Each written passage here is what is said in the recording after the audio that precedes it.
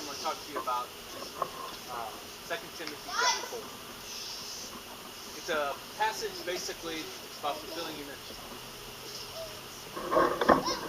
As I was reading the passage, and if you want to open your Bibles to that particular passage, 2 Timothy chapter 4, verses 1 through 8. And as I was reading this passage, and I was wanting God to speak to me, He gave me an analogy. And it's an analogy it's going to help you and help me understand what it is that this passage says. And the analogy is CPR, cardiopulmonary resuscitation. We all know it. We've all heard the term. Some people are trained in it.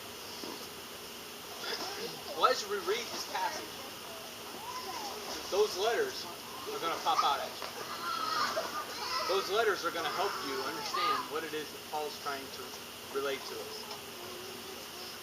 So as we read chapter 4, verse 1, I solemnly charge you before God and Jesus Christ, who is going to judge the living and the dead, and because of his appearing in his kingdom, proclaim the message, persist in whatever convenience or not, rebuke, correct, encourage with great patience and teaching.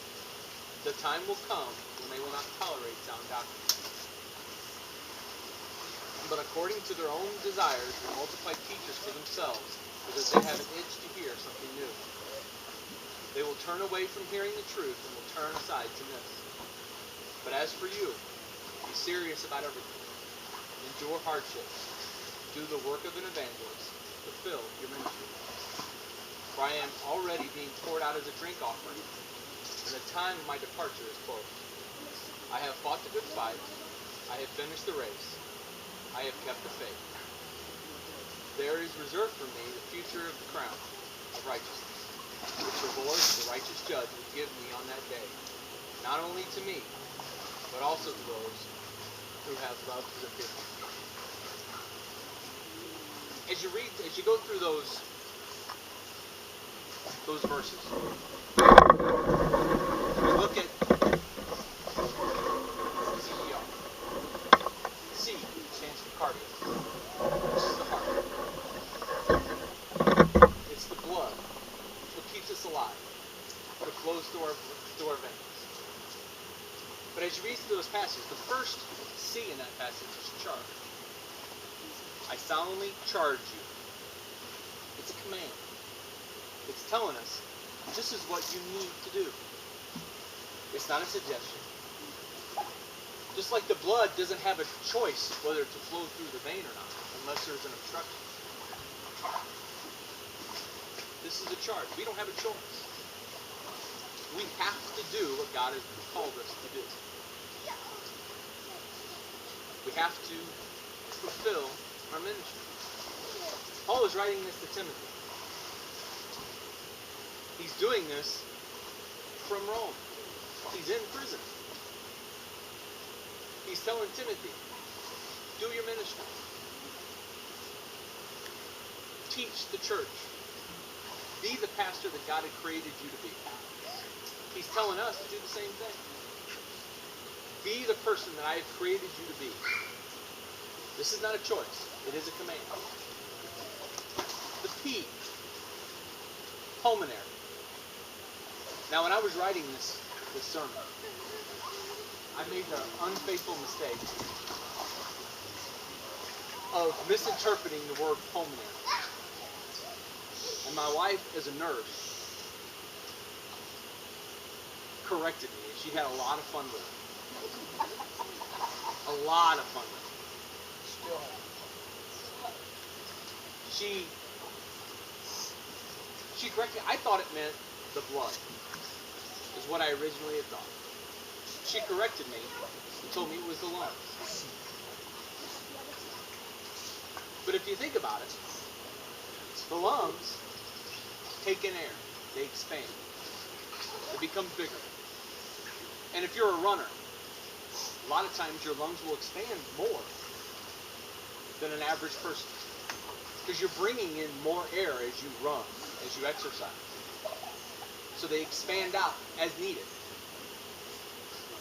Well, the P in the passage is persist.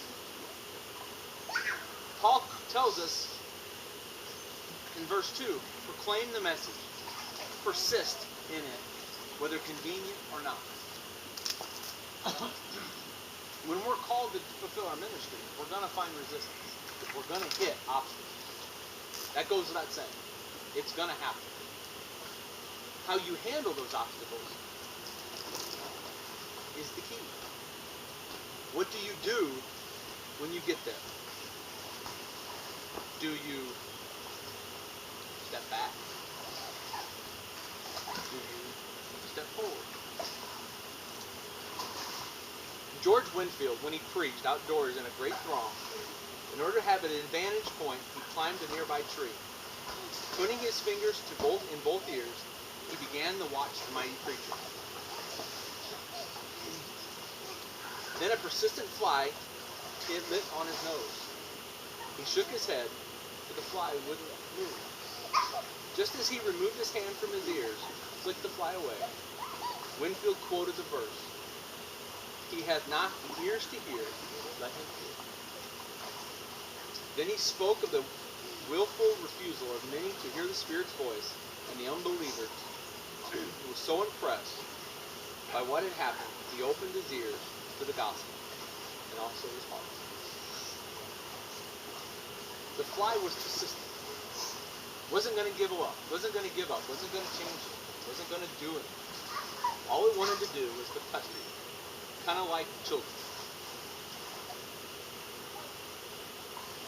Children, in a lot of ways, will pester you and pester you and pester you. And as parents, we are called to persist. We are called to push through that pestering and do the things we're supposed to do. When Paul is writing this passage, he's telling Timothy, you got to persist through it. But not only does he tell him to persist through it, but look what he says. As he goes on in verse 3, for the time will come when they will not tolerate sound doctrine. Now we're living in that world today. We're here. We look all around us, and we see people who claim to be Christians and they don't want to follow what God has to say. Our own churches are doing these things. We have churches who are accepting homosexuality, who are accepting abortion, who are accepting same-sex marriage because it's convenient, because they don't want the persecution, they don't want things that God wants. They want what man wants. If we don't persist through those things, then we're not going to have that. We're not going to be able to get to where God wants us to get. We're not going to be able to fulfill the ministry that each one of us has in our life. But as we move forward, we look at the third button, R, resuscitation. Resuscitation for me, my wife, again, corrected me. Resuscitation for me was a reward. It's the reward after the first two were done. We resuscitated, came back to life. Look what Paul wrote in verses 6 and 7 and 8. For I am already being poured out as a drink offering, and the time for my departure is close. I have fought the good fight, I have finished the race, and have kept the faith. There is reserved for me in the future a crown of righteousness, which the Lord of the righteous judge will give me on that day. Not only to me, but also to those in his spirit. When we fulfill that race, there is a reward. There is something at the end of time. It's not just doing what you're told. A lot of times we don't keep our eye on it. A lot of times we don't want to think that. We want the present. We just open presents.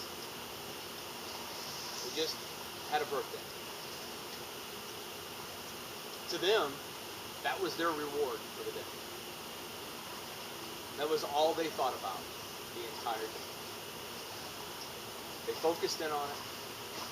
They wanted it. Paul's reward, and what he focused in on, was a crown of righteousness. It was the reward after death, not the reward here on earth. Because as much as those presents are good or exciting for those two boys, within a week, half of them will be broken. Half of them won't work.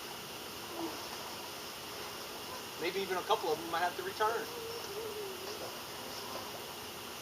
They're not going to keep. They're not going to be there. They're not going to stay. Paul's reward is going to stay. It's going to be with him to eternity. It's not going to leave. It's not going to tarnish. It's not going to break. It's not going to get old. So we have the CPR. Charge, persist, reward. Cardiopulmonary resuscitation. When we look at that and we apply it to our lives, we're in desperate need of CPR. Christians today don't have the gumption or the initiative to stand up and do the things they need to do for Christ. Timothy was just getting encouragement. There's no record of it that says that Timothy needed this sermon, or needed this passage, that Timothy was falling away or pushing away from the church. Paul was encouraging Timothy, telling him to push on, because the reward is sitting there right in front of you. All you have to do is just do what you're supposed to do. Fulfill your ministry. Well, look what Paul says in verse 5. Or verse 6. No, it's verse 5. But as for you, be serious about everything. Endure hardship. Do the work of an evangelist. Fulfill your ministry. Paul gives Timothy the application. He gives Timothy the things he needs in order to fulfill the ministry that God had set before him. He says, be serious. Are we serious about Christ? Do we wake up every day thinking about what Christ has in store for us that day? Do you start each day with Christ? Are you serious about your faith? There's a lot of people out there today who say they are Christians who aren't serious about their faith. They don't pray. They don't open their scripture. They don't do the things they need to do in order to grow with Christ. All they're doing is just going to church. Most of them don't even study their Sunday school lessons, if they even go to Sunday school. Be serious about what God has set before you. God has given you the ability to reach people. God has given you the ability to touch people. It's going to happen if you're serious. Those doors will open if you're serious. Endure hardship. We've all endured hardship in our life. Some more than others. Some more serious than others.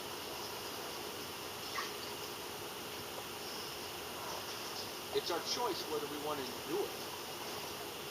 We can stop and say, I don't want any part of it. I just want to walk away. Suicide rate is skyrocketing in our society today because people don't want to endure the hardship that they're getting. Christians, non-Christians, young, old, they're committing suicide because they don't want to deal with the problems they have in life. Life isn't worth going through. It isn't worth having a life. As Christians, we're called to endure these hardships. Why? Why do we endure hardship? Hardship never really is fun. It never is something that we want to do. I've never met anybody who wanted to go through a hardship, whether it be financially, physically, spiritually. Nobody wants to go through those things. So why endure? Why go through them? We go through them because in those hardships, in those times, we have a choice. Do we rely on our own strength, or do we rely on God's strength?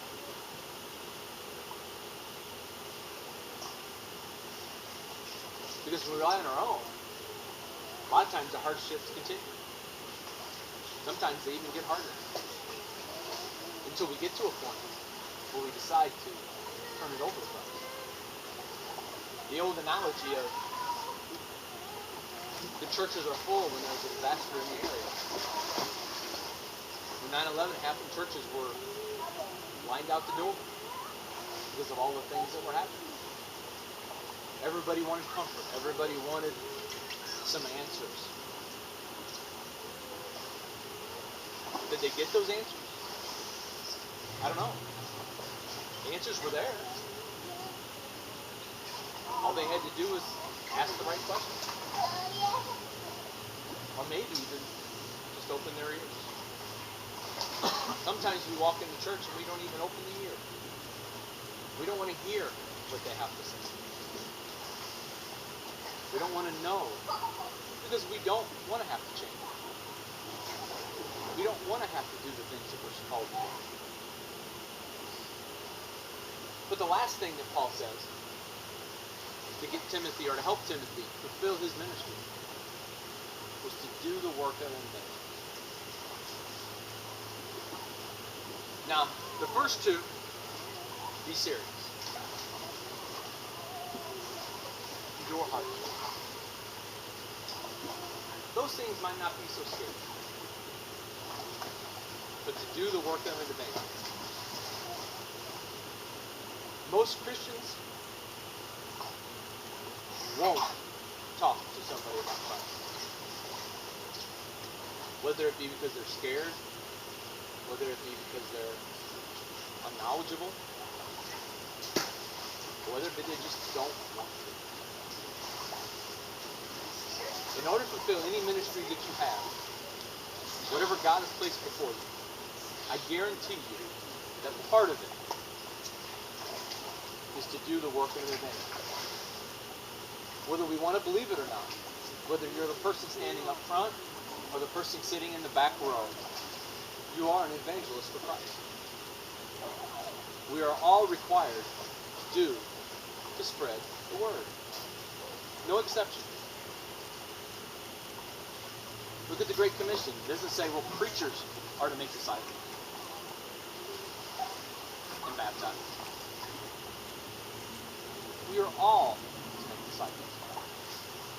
We are all to speak about Christ to everyone we meet, every opportunity God gives us. Now that may seem difficult.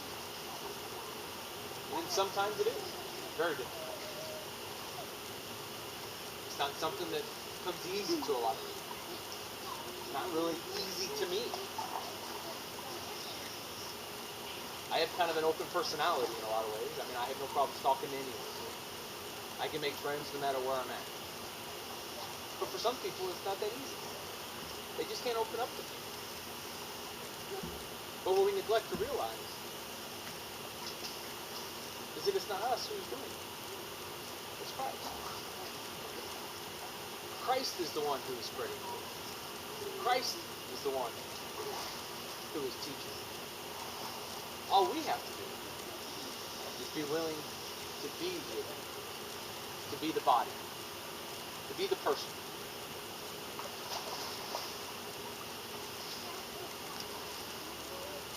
We sit here today, and each one of us has a ministry to fulfill.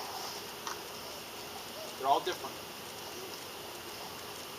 Not one of our ministries are the same, but we all have an obligation to fulfill them.